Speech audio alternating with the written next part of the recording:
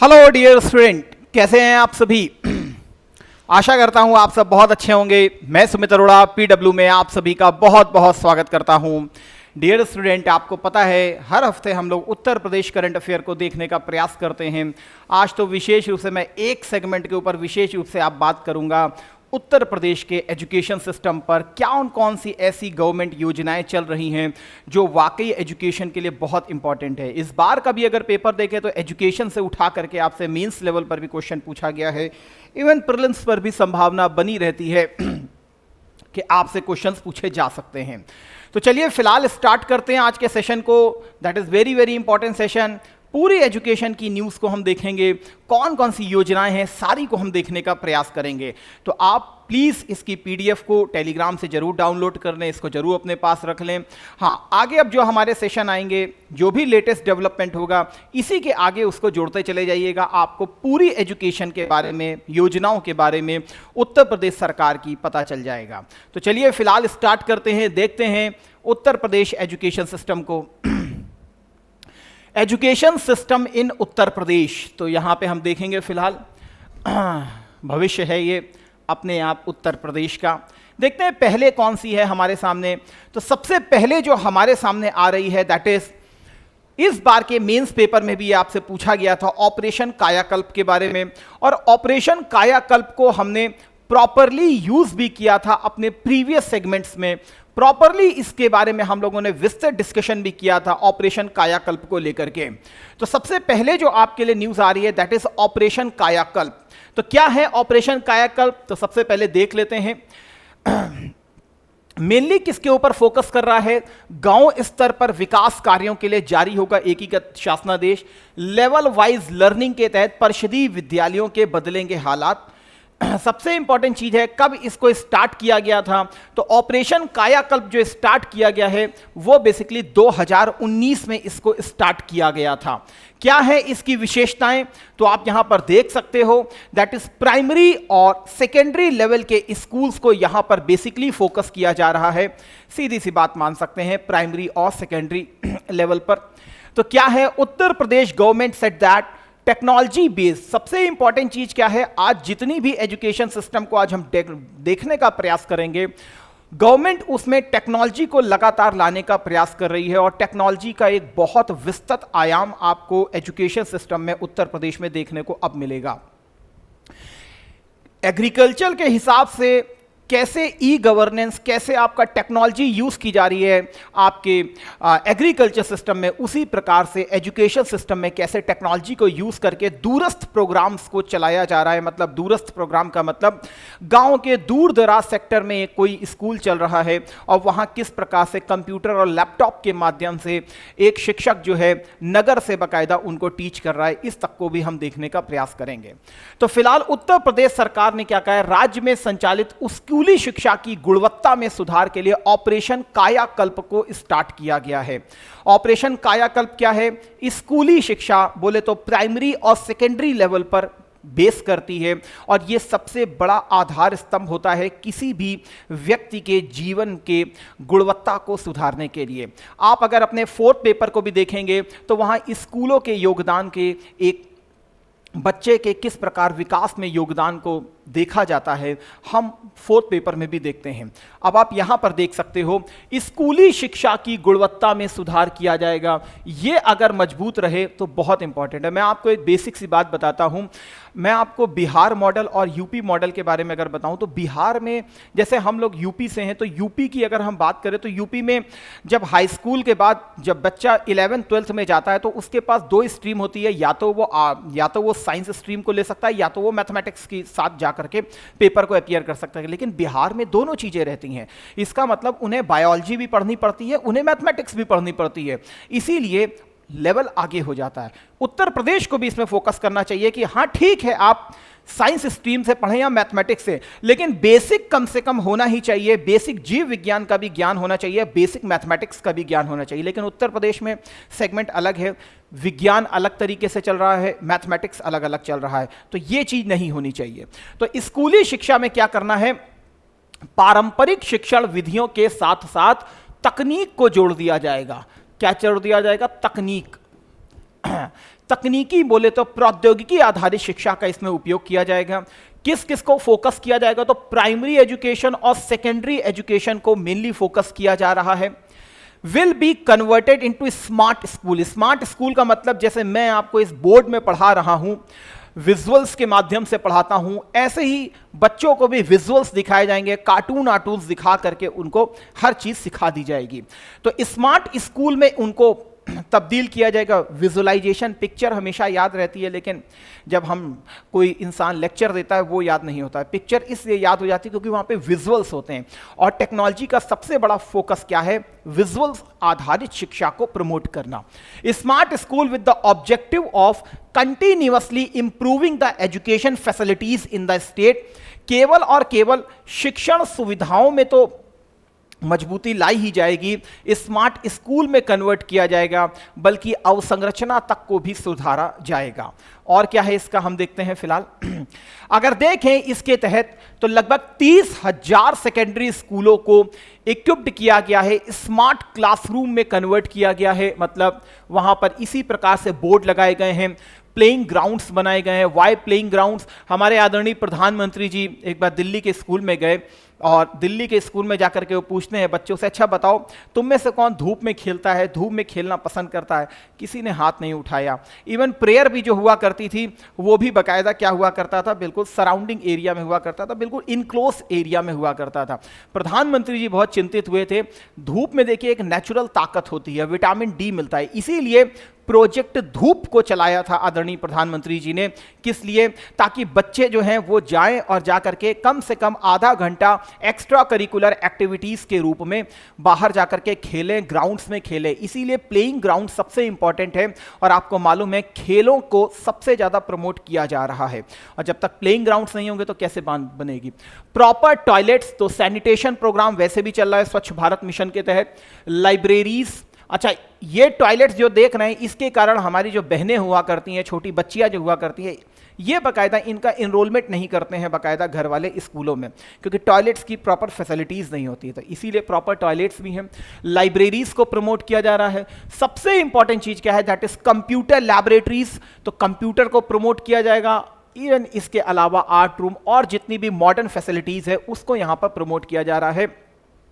याद रखिएगा, कभी भी शिक्षण संस्थाओं के बारे में आपको क्वेश्चन लिखना होता है तो अब जैसे कंप्यूटर लैबोरेटरीज है, तो जैसे आप लिख सकते हैं, आप सबसे इंपॉर्टेंट चीज़ है, अगर इस बार का पेपर फर्स्ट को देखिए, सर सैयद अहमद खान का योगदान पूछा गया शिक्षा में, तो सर सैयद अहमद खान के साथ भी आप इसको कंटेम्प्रेरी यूज करके लिख सकते थे कि भाई सर सैयद अहमद खान भी चाहते थे मॉडर्न एजुकेशन प्रोवाइड करना, और जो हमारे आदरणीय मुख्यमंत्री जी जो हैं वो भी इवन मदरसों में कंप्यूटर बेस्ड शिक्षा को प्रमोट कर रहे हैं, साइंस बेस्ड शिक्षा को प्रमोट कर रहे हैं। तो वास्तव में सर सैयद अहमद खान को एक बहुत बड़ी श्रद्धांजलि है, एक बहुत बड़ी ट्रिब्यूट है, जिन्होंने बाकायदा मुस्लिम एजुकेशन को मेनली प्रमोट किया था बाकायदा। तो आप इस तरीके के इनोवेटिव पॉइंट्स के साथ भी इन चीजों को यूज कर सकते हैं। इसके अलावा देखें तो ये एक डेटा है जो अभी तक मैंने जुटाया है, दैट इज अभी तक का लेटेस्ट डेटा है। अंडर ऑपरेशन कायाकल्प लगभग 1.40 लाख स्कूल रीजुविनेटेड, अभी तक इनका कायाकल्प किया जा चुका है। Smart classes established for quality based digital learning in 1.40 lakh primary and upper primary schools. तो ऑपरेशन कायाकल्प के तहत 1.40 लाख स्कूलों को कायाकल्प किया गया। 1.40 लाख प्राथमिक और द्वितीय प्राथमिक विद्यालयों में गुणवत्ता आधारित डिजिटल शिक्षा के लिए स्मार्ट कक्षाएं भी स्थापित की गई हैं। तो अगर ये बेसिक है, देखिए ऑपरेशन कायाकल्प, ये पहले भी मैं दिखा चुका हूं आपको, यही चीज उठा करके आपको ऑपरेशन कायाकल्प में जब उन्होंने पूछा था तो आपको लिखना था, आसानी से आप लिख सकते थे। इस बार का मेंस का ये क्वेश्चन था। इसके अलावा देखें तो उत्तर प्रदेश सरकार निपुण भारत स्कीम को भी प्रमोट कर रही है। निपुण भारत स्कीम वैसे तो भारत सरकार की है, लेकिन उत्तर प्रदेश सरकार इसको मेनली प्रमोट कर रही। निपुण भारत स्कीम को क्या है ये, बेसिकली इसमें कुछ नहीं है, लिटरेसी और न्यूमरेसी इनको प्रमोट किया जा रहा है। बच्चे को साक्षरता का पूरा ज्ञान होना चाहिए, उसकी एबिलिटी होनी चाहिए कि वो कम से कम मैथमेटिकल शब्दों को पहचान सके, क्योंकि हमारे यहाँ एक रिपोर्ट आती है हमेशा, इसको आप हमेशा याद रखिएगा, आसर रिपोर्ट हर साल आती है बेसिकली, आप देखेंगे तो ये बताता है कि 5वीं कक्षा का स्टूडेंट जो है वो दूसरी कक्षा की बुक्स को नहीं पढ़ पाता है। इसीलिए निपुण भारत स्कीम को भी मेनली फोकस किया जा रहा है। बेसिक अंडरस्टैंडिंग होनी चाहिए किसके ऊपर? न्यूमरेसी के ऊपर। यहां पर फिलहाल आप पढ़ सकते हो, देखिए लिखा है फाउंडेशन लिटरेसी न्यूमरेसी, तो फाउंडेशनल साक्षरता होनी चाहिए, अक्षरों का प्रॉपर ज्ञान होना चाहिए। लिखा क्या है? Refers to a child's ability to read with meaning and solve basic maths problem by class 3rd। These are crucial basic skill that help them succeed in life. तो कम से कम उसे पढ़ना आना चाहिए, उसे प्रॉपर उसकी रीडिंग आनी चाहिए, जबकि ऐसा हो नहीं पा रहा है। जबकि ये जो हमारा पॉलिसी है, ये नेशनल एजुकेशन पॉलिसी के तहत ही इसको जारी किया गया है। A national mission on FLN launched by the ministry of education कि every child has basic skill होनी चाहिए। कब से कब तक? 2026-27। उत्तर प्रदेश सरकार ने 2026-27 से पहले 2025 का टारगेट रखा हुआ है कि हम निपुण भारत को प्राप्त कर लेंगे, तो हम निपुण उत्तर प्रदेश को प्राप्त कर लेंगे। अगर आप देखें तो फिलहाल ये शिक्षा मंत्रालय की निपुण की एक पहल है, निपुण भारत योजना को शुरू किया गया है और फोकस जो किया जा रहा है बेसिकली किस पर है? 3 से 9 वर्ष की आयु के बच्चों को फोकस किया जा रहा है। क्यों? Tender as. जितनी मजबूत हमारी टेंडर एज होगी उतना ही मजबूत हमारी, कहते हैं ना, जितना नींव मजबूत होती है बिल्डिंग उतनी ही सशक्त होती है। ये नींव है, नींव जितनी मजबूत होगी उतना ही क्या कहते हैं बच्चे का पढ़ने में मन भी लगेगा, अंडरस्टैंडिंग भी होगी और भारत भी निपुण बनेगा। इसके अलावा देखें तो इस मिशन का उद्देश्य क्या है? ये बेसिकली उत्तर प्रदेश का है ऑब्जेक्ट कि 2025 तक प्राथमिक विद्यालयों में बुनियादी साक्षरता और संख्यात्मकता को स्थापित करना है और लगभग 6.24 लाख से अधिक शिक्षकों को उनकी विशेषज्ञता बढ़ाने के लिए सर्वोत्तम प्रशिक्षण भी इसमें दिया जाएगा। तो बेसिक शिक्षण जो शिक्षा प्रदाता है, दैट इज शिक्षक, उसको भी इसमें क्या किया जा रहा है? ट्रेन किया जा रहा है। निपुण तभी तो बनेगा निपुण। तो निपुण किया जाएगा शिक्षक को भी। कैसे? डिजिटल माध्यम से। कैसे? स्मार्ट क्लासरूम बोर्ड्स के द्वारा कि आप बच्चों को समझा सकें। तो उनके अंदर भी कैसे? बेसिक कंप्यूटर स्किल्स दे करके कि कैसे आप बच्चों को ये चीजें सिखाएंगे। तो इस प्रकार से क्या है, एक निपुण ऑब्जेक्ट भी चल रहा है जिसके तहत उत्तर प्रदेश सरकार 2025 तक बुनियादी साक्षरता और संख्यात्मक विशेषज्ञता को प्राप्त करेगी। इसके लिए बेसिकली क्या है, वो जो टीचर्स हैं उनको भी प्रॉपरली क्या किया जा रहा है? एजुकेट किया जा रहा है। यहां पर देख रहे हैं निपुण भारत का मेनली ऑब्जेक्ट क्या है? अब बताइए, कल को अगर ये क्वेश्चन आ गया तो अपने आप में आपको समझ में आना चाहिए। बच्चों की परिचित घर मातृभाषा में शिक्षण सामग्री की उपलब्धता करना। तो मातृभाषा को मेनली प्रमोट किया जा रहा है क्योंकि मातृभाषा सबसे इंपॉर्टेंट है। इवन शिक्षकों, प्रधानाध्यापकों और शिक्षण प्रशासकों की क्षमता निर्माण करना, यह सबसे इंपॉर्टेंट होता है। कहीं पर भी कुछ भी आपको लिखना हो तो क्षमता निर्माण सबसे इंपॉर्टेंट रहता है। आजीवन सीखने की एक मजबूत नींव को बनाना। जो भी गतिविधियां होंगी वो खेल खेल के आधार पर बच्चों को सिखाई जाएंगी। बच्चों को इवन प्रमोट किया जाएगा कि वो बेसिकली स्वतंत्र थिंकिंग करें, स्वतंत्र तरीके से उन चीजों को समझें। स्थायी कौशल को उनके प्रमोट किया जाएगा। बच्चों को संख्या, माप, आकार के क्षेत्र को तर्क के साथ समझने, गणना और समस्या के समाधान में स्वतंत्र बनाना। सीधी सी बात है, असर रिपोर्ट जो है हमेशा आती है, यही बोलती है आकर के 5वीं क्लास का स्टूडेंट 3री क्लास की बुक को नहीं पढ़ पाता, 8वीं क्लास का बच्चा 6ठी क्लास की बच्चे की बुक को रीड नहीं कर पाता है। तो आप ऑब्जेक्ट को देख सकते हो। पोर्टफोलियो समूह मिलजुल कर किए कार्य, परियोजना कार्य, प्रश्नोत्तरी, खेल, मौखिक प्रस्तुतिकरण इत्यादि के माध्यम से बच्चों को प्रमोट किया जाएगा। ये इंग्लिश में लिखा हुआ है।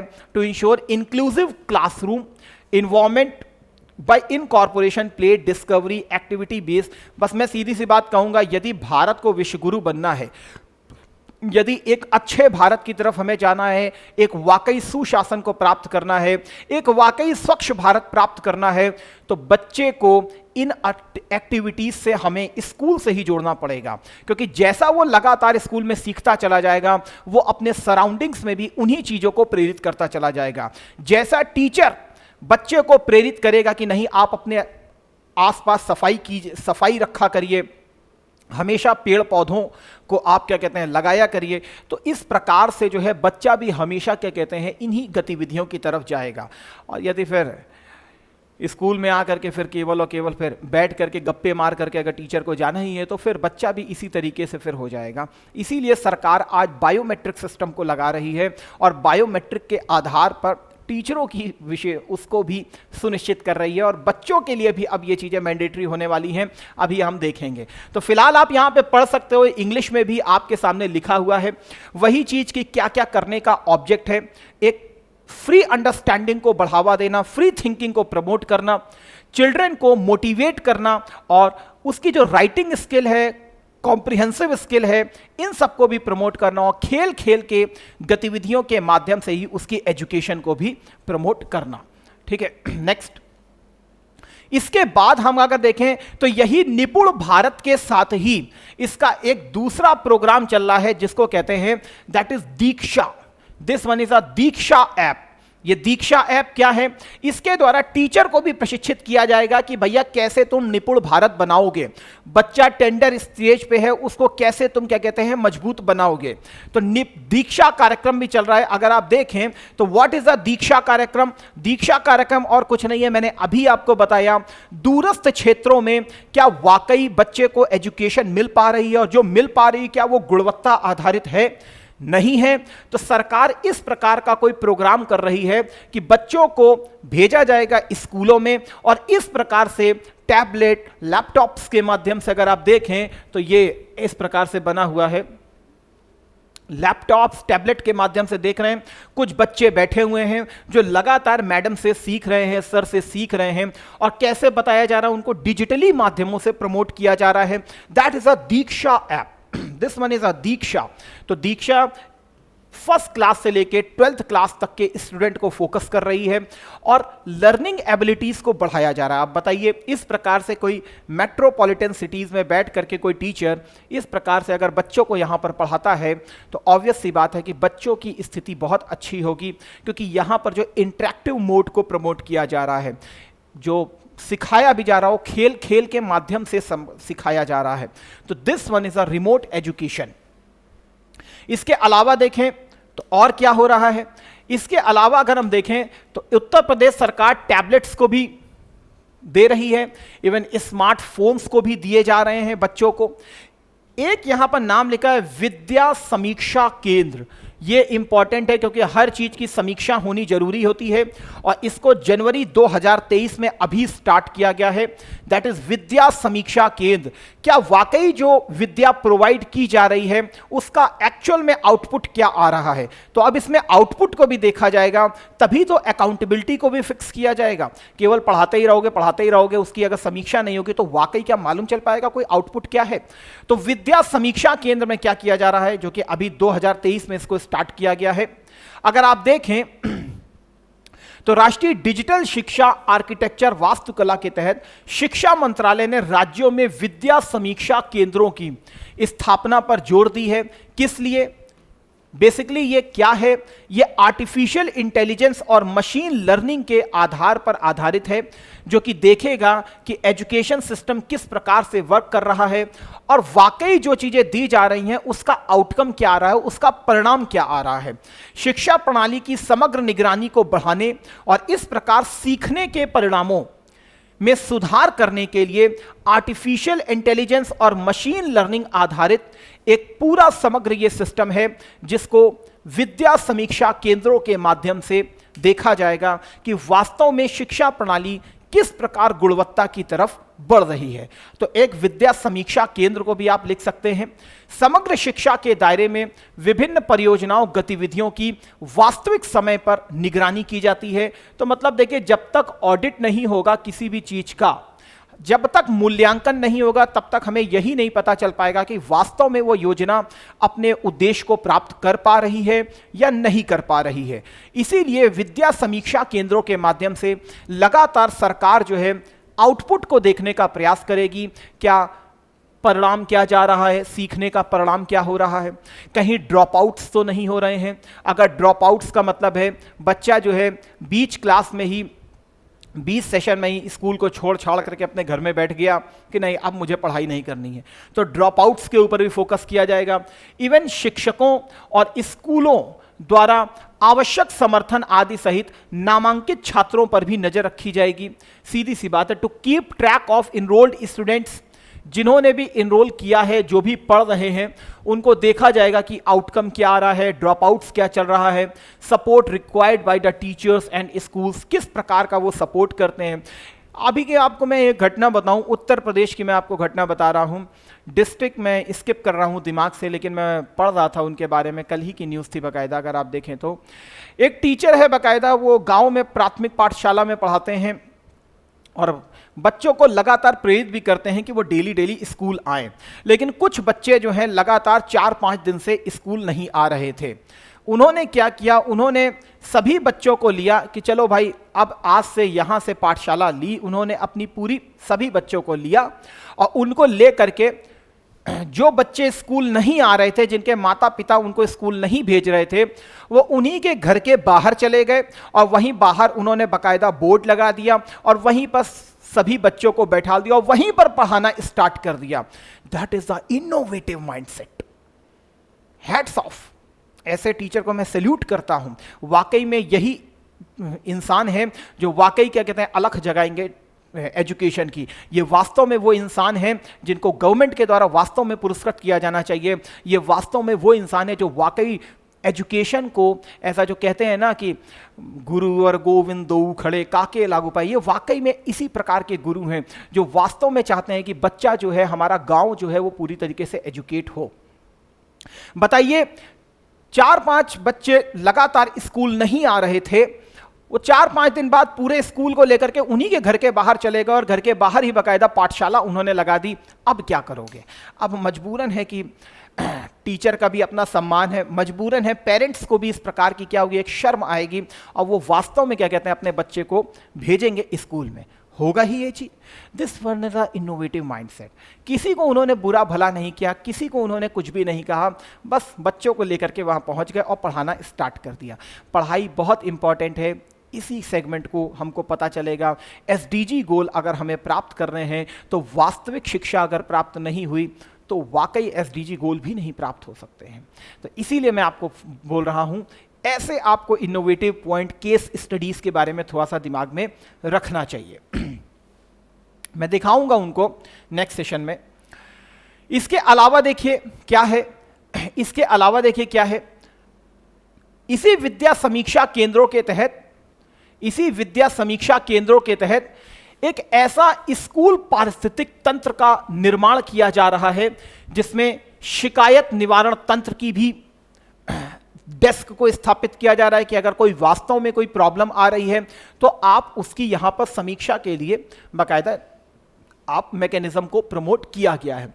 इसके अलावा इफेक्टिवली पूरा डेटा कलेक्ट किया जाएगा, मॉनिटर किया जाएगा, उसको कोरिलेट किया जाएगा, एनालाइज किया जाएगा डेटा को, तब देखा जाएगा कि वास्तव में जो स्कीम इंप्लीमेंट हो रही है उसकी प्रभाविता कहां आ रही है।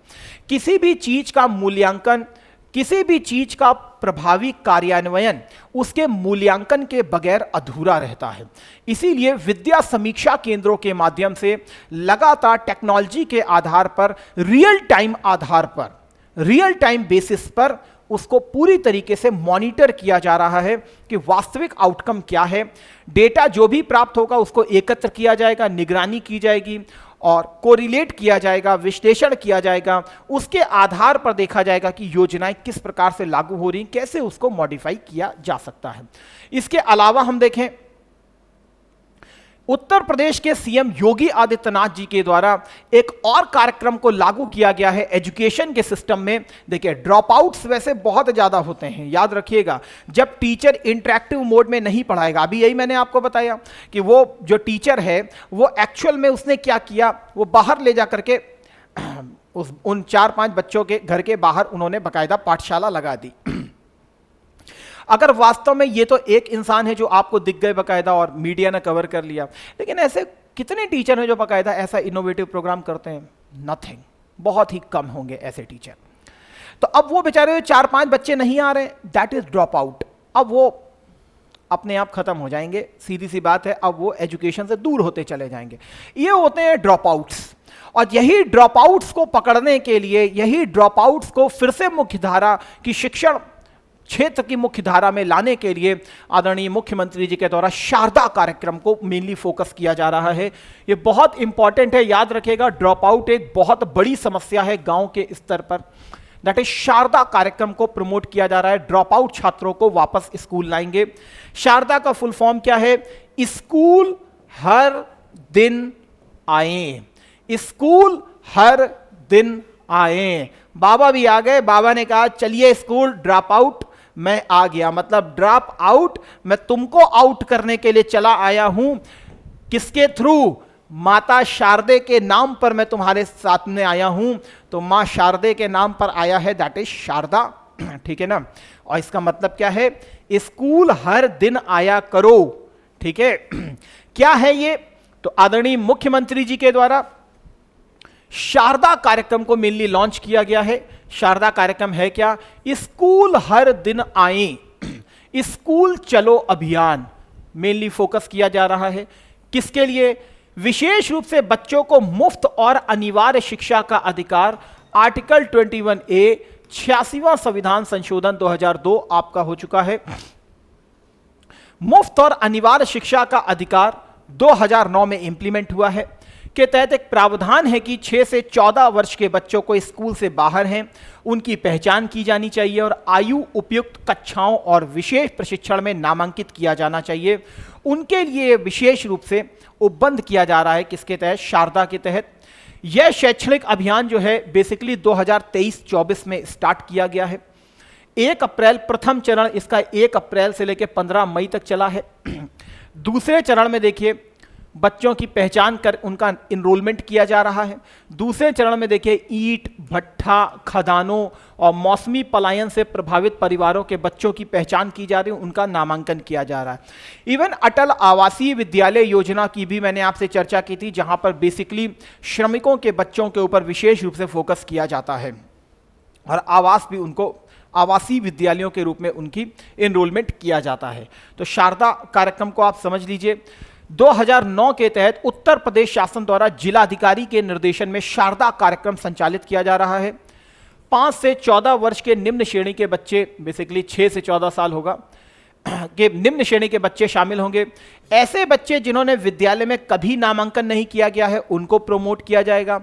और जरा देखिए, ऐसे बच्चे जिनका विद्यालय में कभी नामांकन हुआ था किंतु किन्हीं कारणवश वे अपनी शिक्षा पूरी किए बिना विद्यालय छोड़ गए। अब किन्हीं कारणवश ये हो गया, मेनली गरीबी के कारण बहुत सारे माँ बाप जो हैं वो नहीं भेजते हैं अपने बच्चों को, सोचते हैं कि भाई इससे अच्छा है कि वो कहीं मजदूरी करेंगे तो कुछ ना कुछ तो हाथ में आएगा। तो ये भी एक बहुत बड़ी विडंबना है। तो कम से कम ऐसी चीज़ों को प्रमोट करने के लिए यहाँ पर प्रमोट किया जा रहा है क्या? दिस एजुकेशन को। इसके अलावा देखें तो एक और योजना हमको बेसिकली दिखाई देती है, दैट इज प्रोजेक्ट अलंकार। प्रोजेक्ट अलंकार that is very very most important.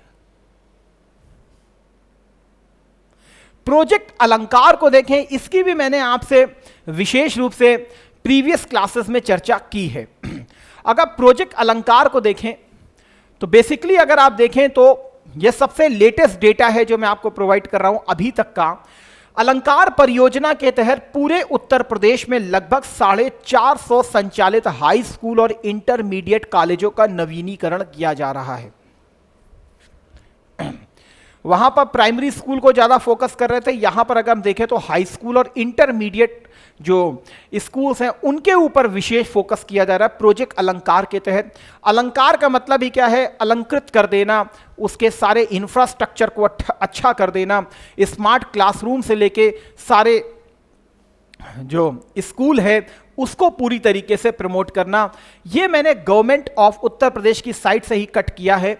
तो वहीं लिखा हुआ है कि इवन ट्रांसपेरेंट और क्वालिटेटिव तरीके से राजकीय विद्यालय जो बेसिकली आपके इंटरमीडिएट हाई स्कूल हैं उनके जर्जर भवन जो बिल्कुल डायलिपिटेटेड कंडीशन में हैं, कौन से उनके भवन, विद्युतीकरण को प्रमोट करना, आवश्यक इंफ्रास्ट्रक्चर सर्विसेज को वहां पर प्रमोट किया जाएगा। उसमें प्रॉपर सैनिटेशन की फैसिलिटी होगी, स्मार्ट क्लासरूम्स होंगे, अच्छा भवन बनाया जाएगा, तो सारी चीज़ें, डिजिटल बोर्ड्स लगाए जाएंगे, इस प्रकार की चीज़ों को प्रमोट किया जाएगा। अगर यहाँ पर देखें तो एडवांसमेंट का मतलब क्या है कि इस प्रकार से वो फोकस करेंगे और पूरी तरीके से इसका इंफ्रास्ट्रक्चर डेवलपमेंट किया जाएगा। जब इस प्रकार की चीज़ें होंगी तो जो आउटकम आएगा वो बेहतर तरीके से आएगा। बेहतर तरीका वही इंटरैक्टिव मोड को प्रमोट किया जा रहा है, बच्चों को प्रेरित किया जा रहा है कि वो इंटरैक्टिव मोड, स्मार्ट रूम की तरीके पढ़ने का प्रयास करें। चिल्ड्रन को विशेष रूप से फोकस किया जा रहा है, किस लिए? ताकि वो मेनली प्रमोट हो। ज्ञान को प्रमोट किया जाएगा, किसी भी प्रकार की कोई प्रॉब्लम है तो उसको देखा जाएगा। असिस्ट का मतलब है कि इंटरैक्शन डायरेक्ट टू डायरेक्ट किया जाएगा। स्कूल को पूरी तरीके से क्या करना है? रिनोवेट करना है। मतलब स्कूल नहीं लगेगा, मतलब पूरी तरीके से एक अच्छा भवन। खासकर अगर मैं बात करूं, अगर आपने दिल्ली मॉडल के स्कूल्स को देखा हो तो दिल्ली मॉडल के स्कूल वाकई बहुत बेहतर हैं, बहुत अच्छा काम किया गया है दिल्ली गवर्नमेंट के द्वारा स्कूल्स के डेवलपमेंट के ऊपर। वाकई में जो क्वालिटेटिव एजुकेशन है वो वास्तव में क्या कहते हैं, आप दिल्ली में इसको देख सकते हैं। उत्तर प्रदेश सरकार भी इसी तरफ फोकस कर रही है। आउटकम क्या आएगा वो हम देखने का प्रयास करेंगे और आशा करते हैं कि बहुत अच्छा आउटकम आएगा। लेकिन अगर ये इन सब चीज़ों को समझना है तो एक बार आप दिल्ली मॉडल के स्कूल्स को देखेंगे तो आपको खुद समझ में आ जाएगा कि किस प्रकार से इंफ्रास्ट्रक्चर से लेकर हर सुविधाओं को प्रमोट किया गया है। सारी सरकारी स्कूल, वाकई क्या कहते हैं, दिल्ली गवर्नमेंट के जो सरकारी स्कूल हैं उन्होंने निजी कॉलेजों को, निजी स्कूलों को फेल करके रख दिया है। वास्तव में बहुत अच्छा वर्क किया गया आदरणीय मुख्यमंत्री अरविंद केजरीवाल जी के द्वारा। यह है गवर्नमेंट ऑफ उत्तर प्रदेश का कहना, इसको आप पढ़ सकते हो। अगर आप देखो तो यही चीज उठा कर, ये ऑफिशियल डॉक्यूमेंट है गवर्नमेंट ऑफ उत्तर प्रदेश का, तो इसी के ही आपको साथ जाना पड़ेगा। प्रदेश के छात्र छात्राओं को गुणवत्तापरक शिक्षा प्रदान किए जाने में माध्यमिक शिक्षा विभाग, इंटरमीडिएट वाला, राजकीय विद्यालयों का अहम योगदान है। प्रदेश में अगर देखें तो लगभग 2295 राजकीय विद्यालय हैं। कुछ पुराने होने के कारण क्या हो गए, डायलिपिटेटेड कंडीशन में हो चुके हैं। इन्हीं को क्या किया जाएगा, पुनर्निर्माण किया जाएगा प्रॉपरली। और निर्माण में क्या होगा, भवन का पुनर्निर्माण होगा, विस्तार किया जाएगा, विद्युतीकरण, सैनिटेशन, ये सारी चीजें की जाएंगी इन्हीं के लिए, ताकि पारदर्शी और गुणवत्ता तरीके से शिक्षा को प्रमोट किया जा सके। इसीलिए लाया गया है क्या, दैट इज प्रोजेक्ट अलंकार, जिसके तहत 27 मापदंडों को विशेष रूप से फोकस किया गया है। ये 27 मापदंड क्या हैं तो आप देख सकते हैं, 4 भागों में बांटा गया है। शैक्षणिक मापदंड है, गैर शैक्षणिक मापदंड है, मूलभूत आवश्यकता और अन्य इंफ्रास्ट्रक्चर सुविधाएं क्या हैं, कक्षा कक्ष का विवरण, प्रयोगशालाओं का निर्माण, लाइब्रेरी का निर्माण, कंप्यूटर लैब्स का निर्माण, वाईफाई को प्रमोट करना, स्मार्ट क्लासरूम को प्रमोट करना, प्रॉपर फर्नीचर देना, खेल के मैदान को प्रमोट किया जा रहा है, बहुउद्देशीय हॉल्स को बनाया जा रहा है। नेशनल एजुकेशन पॉलिसी का सबसे इंपॉर्टेंट टूल है दैट इज व्यावसायिक शिक्षा, इसको प्रमोट किया जा रहा है। बाकी प्रधानाध्यापक, पेयजल को प्रमोट किया जाएगा, शौचालय बहुत इंपॉर्टेंट है, 4 दीवारी सबसे इंपॉर्टेंट है, नहीं तो बच्चे तो ऐसे ही निकल के घर चले जाते हैं। इसके अलावा देखें तो बिजली की व्यवस्था के लिए रिन्यूएबल एनर्जी को प्रमोट कर रहे हैं, रेन वाटर हार्वेस्टिंग को प्रमोट किया जा रहा है। तो this one is very important. Biometric machine उत्तरदायित्व को स्थापित करेगी कि अब वाकई स्कूल आ भी रहे हो कि नहीं आ रहे हो।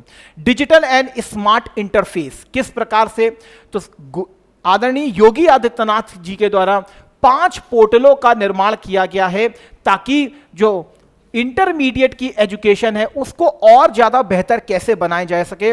इसके लिए उन्होंने 5 पोर्टल लॉन्च किए हैं। एक है पहुंच, एक्सेसिबल होना चाहिए स्कूल आपकी नजर में। दूसरा प्रज्ञान, तीसरा है पंख, चौथा है परख और 5वां है पहचान। पहचान एक वेब बेस्ड इंटरफेस है जिसके द्वारा आपको मालूम चलेगा कहां पर कौन सा स्कूल है, क्या उसकी रेटिंग है। इवन रेटिंग सिस्टम को भी उत्तर प्रदेश सरकार लेकर के आ रही है। यहां पर आप देख रहे हैं तो मैंने पहला पोर्टल लिया है दैट इज पंख पोर्टल। यहां पर आपको अगर आप यहां रजिस्ट्रेशन कराते हो तो आपको आपके करियर से संबंधित सारी जानकारी यहां पर प्रोवाइड कर दी जाती है। जैसे यूपी पंख पोर्टल जो है उत्तर प्रदेश सरकार द्वारा शुरू किया गया। कोई भी करियर रिलेटेड का समस्या होती है, कक्षा 9 से कक्षा 12 तक के छात्रों को ऑनलाइन करियर की समस्याओं से कोई भी समस्या होती है उसको दूर करने के लिए स्टार्ट किया गया है। काउंसलिंग की जाती है और सभी छात्र घर बैठे इसको ले सकते हैं। मतलब करियर से संबंधित है, करियर रिलेटेड कोई भी प्रॉब्लम आती है तो आप यहाँ पर संपर्क कर सकते हो। इसके अलावा एक पहुंच पोर्टल है। इसमें अब क्या है कि वाकई स्कूलों की मैपिंग की जा रही है, क्या वो वाकई आपके क्षेत्र में हैं भी तो कहाँ पर हैं, कितनी दूरी पर हैं, क्या उसमें सुविधाएं हैं, ये सारी चीज़ें जो हैं आपको पहुंच पोर्टल के माध्यम से प्रोवाइड कर दी जाती हैं।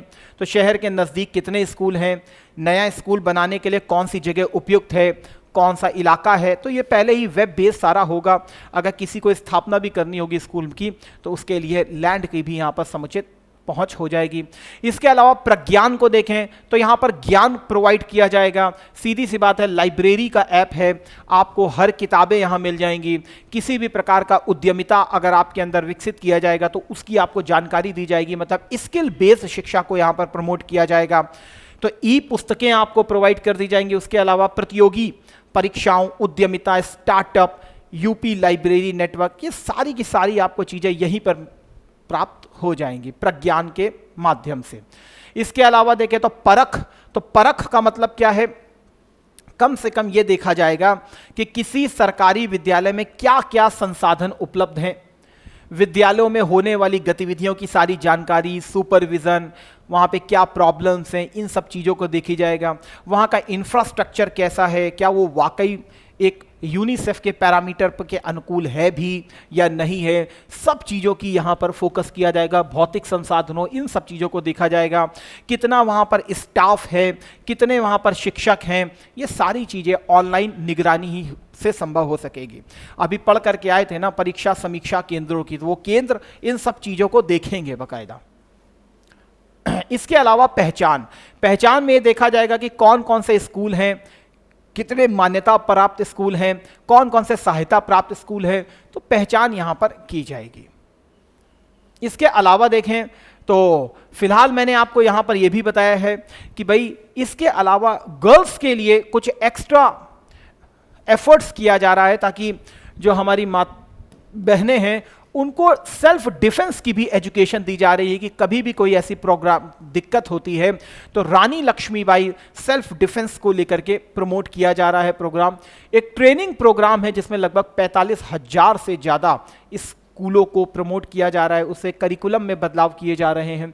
Freedom fighter Rani Lakshmibai to teach school girls techniques for self defence किस तरीके से किया जा सकता है, इस तक की आपको यहाँ पर जानकारी दी जाएगी। जैसे 2 लाख से ज़्यादा जो बच्चियाँ हैं उनको प्रमोट किया जाएगा, 11 से 14 साल की हैं बाकायदा, उनको ट्रेंड किया जा रहा है। 6 दिनों का ट्रेनिंग प्रोग्राम है जिसके तहत आपको सेल्फ डिफेंस का मैकेनिज्म बताया जाएगा। जैसे और ये भी बताया जाएगा ईव टीजिंग क्या है, साइबर बुलिंग क्या है, एसिड अटैक्स क्या है, ये सब चीज़ों के बारे में यहाँ पर इनके बारे में गाइड किया जाएगा। सीधी सी बात है, फिजिकल एजुकेशन को प्रमोट किया जाएगा महिला बच्चियों के लिए। Self defence expert, legal advisor, women and child protection organisation, officers of UP police and education department, expert from UP डेस्को, यूनिसेफ, आ गया यूनिसेफ का नाम, टेनोसिस agency were consulted for this programme. तो किस तरीके से प्रोग्राम को इंपॉर्टेंस दिया जाएगा, सेल्फ डिफेंस का प्रोग्राम हो गया, योगा का प्रोग्राम हो गया, जिम का प्रोग्राम हो गया, ये सारी चीज़ें भी यहाँ पर प्रमोट की जाएंगी रानी लक्ष्मीबाई सेल्फ डिफेंस प्रोग्राम के तहत। इसके अलावा देखें तो अटल आवासीय विद्यालयों का हमारे यहाँ निर्माण किया जा रहा है। श्रमिकों के बच्चों को विशेष रूप से इसमें फोकस किया जा रहा है। अटल आवासीय का मतलब क्या है, आवास होगा, जैसे नवोदय विद्यालय होते हैं वहाँ पर भी आवास सारा होता है, तो बस आप यही समझ लीजिए उसी के तर्ज पर अटल आवासीय विद्यालयों को प्रमोट किया जा रहा है।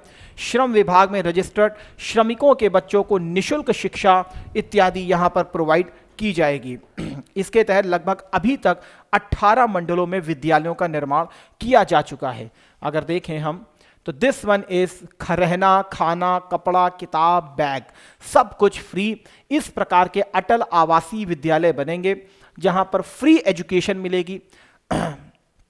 ये वाराणसी का मैं आपको दिखा रहा हूं, दैट इज इस प्रकार का बनवाया जा रहा है।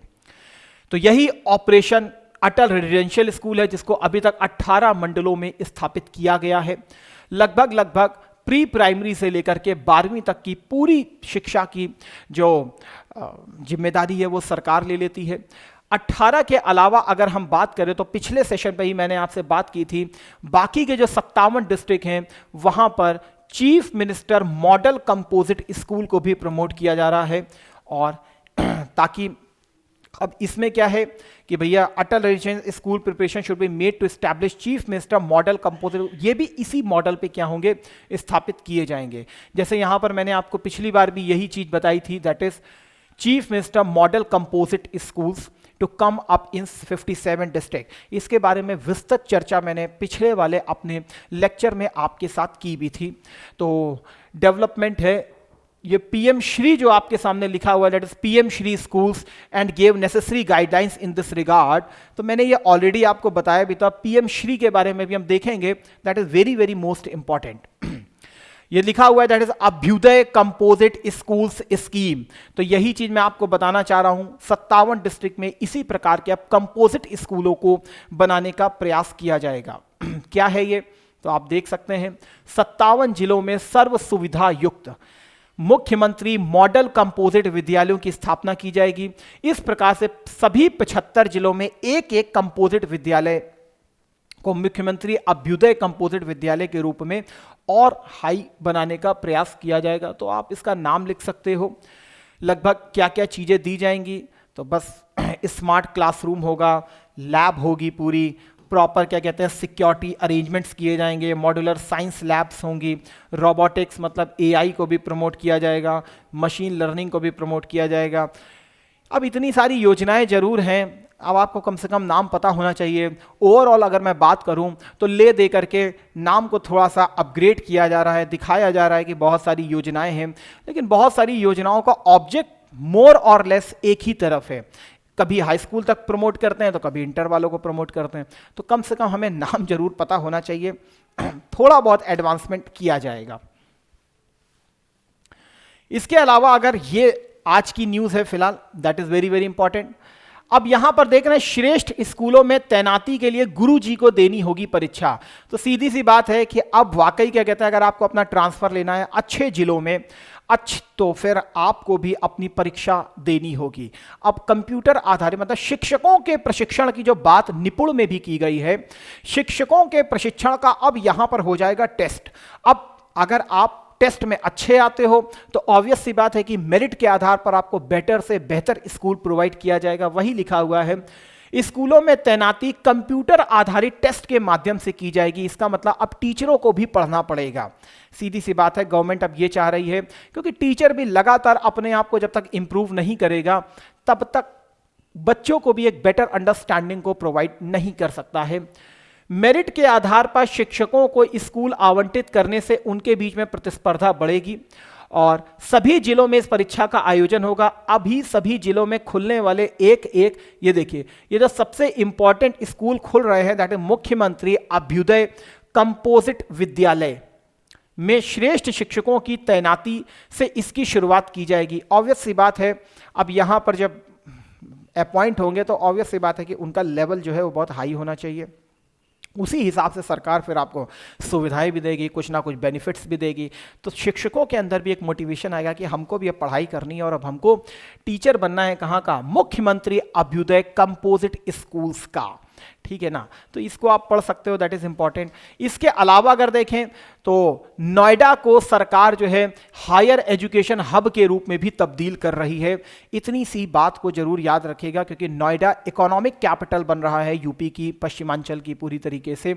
तो हायर एजुकेशन हब को नोएडा में अब प्रमोट किया जा रहा है। तो यीडा के बारे में चर्चा हो रही है। ये क्या है? That is Yamuna expressway industrial development authority. इसी के तहत जो है अब यहां पर इंपॉर्टेंस फोकस किया जा रहा है एजुकेशनल हब के रूप में। किसको? ग्रेटर नोएडा को।